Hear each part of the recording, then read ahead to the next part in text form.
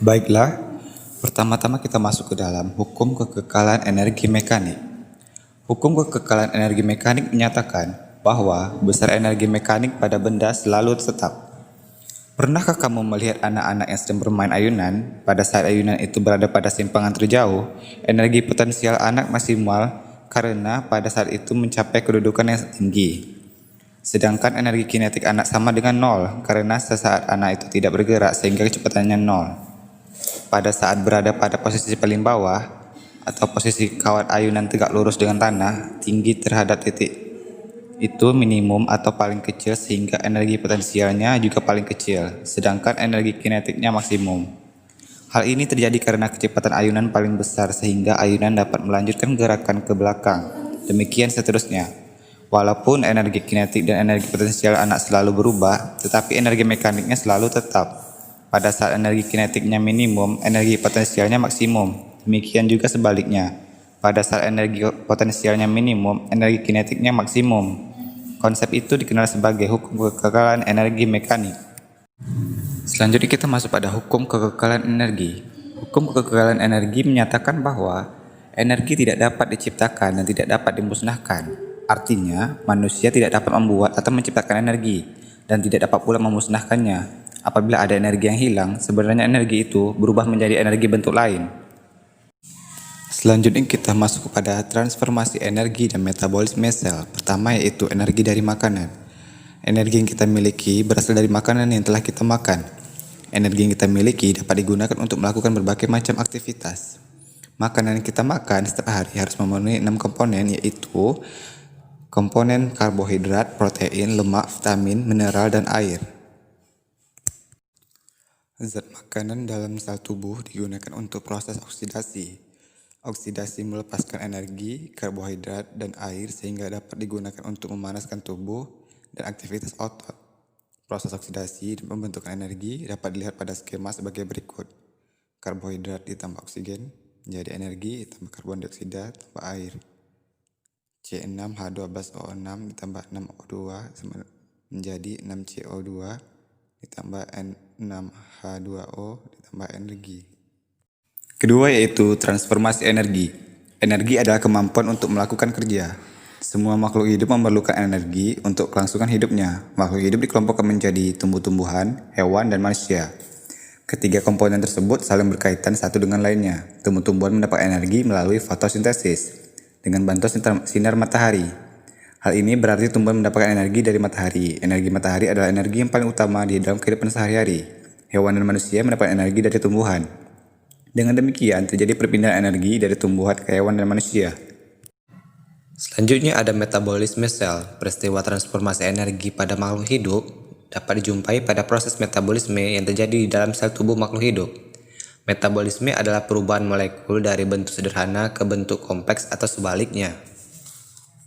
Pada dasarnya, metabolisme dikelompokkan menjadi dua, yaitu anabolisme dan katabolisme. A. Anabolisme.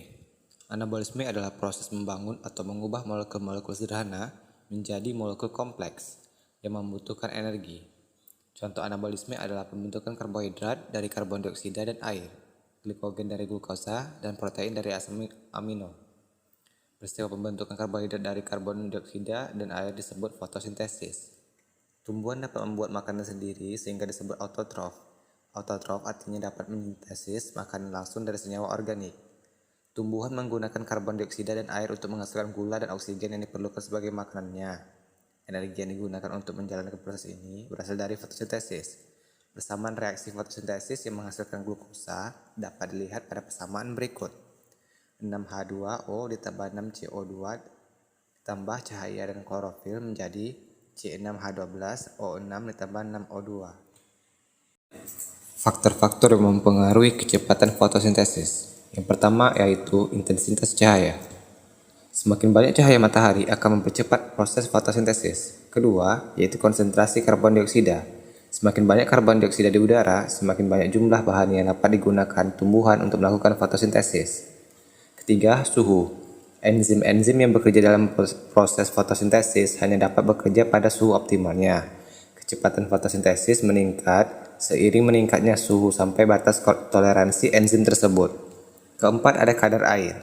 Kekurangan air dapat menghambat kecepatan fotosintesis karena menyebabkan stomata menutup, akibatnya menghambat penyerapan karbon dioksida yang diperlukan dalam proses fotosintesis. Kelima, yaitu hasil fotosintesis. Jika karbohidrat hasil fotosintesis berkurang, kecepatan fotosintesis akan naik. Namun jika hasil fotosintesis bertambah atau bahkan sampai jenuh, kecepatan fotosintesis akan menurun. Keenam, yaitu tahap pertumbuhan.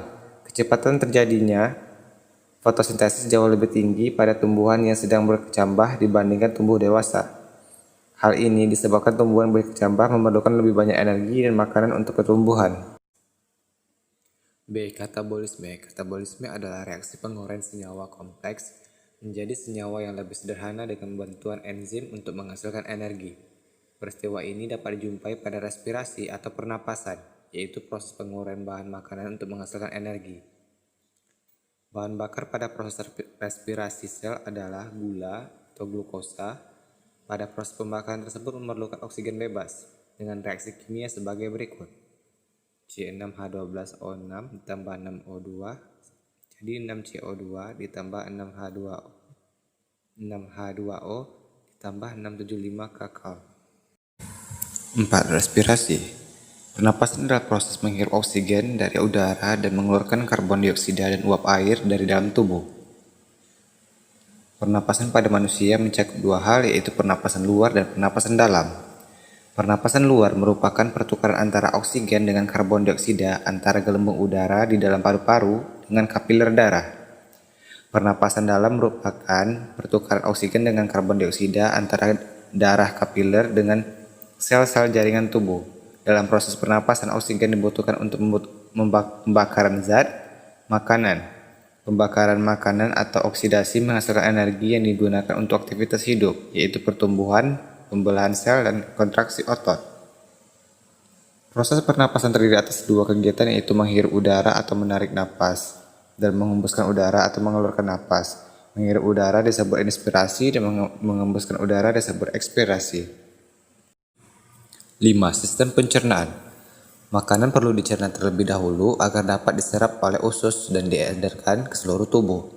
Proses pencernaan makanan dibedakan menjadi pencernaan makanan secara mekanis dan secara kimiawi. Pencernaan makanan secara mekanik adalah proses pengubahan makanan dari bentuk besar menjadi bentuk yang lebih kecil. Pencernaan mekanik dilakukan dengan bantuan gigi dan gerakan otot. Pencernaan mekanik pada manusia terjadi di dalam mulut dan lambung. Pencernaan kimiawi adalah proses pengubahan makanan dari zat kompleks menjadi zat yang lebih sederhana dengan bantuan enzim. Enzim merupakan zat kimia yang dihasilkan oleh tubuh untuk mempercepat reaksi-reaksi kimia di dalam tubuh. Sistem pencernaan makanan terdiri dari saluran pencernaan dan kelenjaran pencernaan. Saluran pencernaan terdiri atas mulut, kerongkongan, lambung, usus, dan anus. Makanan diserap di usus, kemudian diedarkan ke seluruh bagian tubuh. Sisa makanan dikeluarkan melalui anus. Kelenjar pencernaan meliputi kelenjar ludah, hati, dan pankreas.